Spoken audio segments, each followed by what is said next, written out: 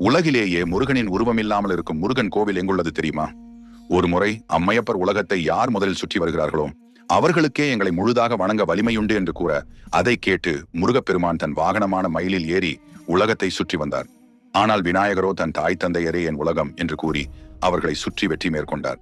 இதை கண்ட முருகன் கடவுள் இதில் கோபமடைந்த முருகன் தன் தவத்தின் சக்தி வலிமையை நிரூபிக்க ஒரு அதிரடி முடிவு எடுத்தார்.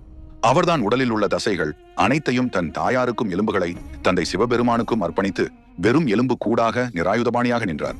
அந்த இணையில்லா சாகசத்தை பார்த்து வியந்தார் சிவபெருமான். அந்த சாகசத்தின் சாட்சியாக இன்றும் உத்தரகாண்ட் மாநிலத்தில் உள்ள ருத்ரபிரயாக்கில் கனக் ஷாவுரி என்ற கிராமத்தில் இருந்து வெறும் 3 கிலோமீட்டர் கடல் மட்டத்திலிருந்து 3048 மீட்டர் மழை உச்சியில் கார்த்திக் சுவாமியாக அருள் பாலிக்கிறார். இந்த பதிவு உங்களுக்கு பிடித்திருந்தால் லைக் செய்துவிட்டு கமெண்டில் ஓம் கார்த்திகேயா போற்றி என்று பதிவேற்றுங்கள்.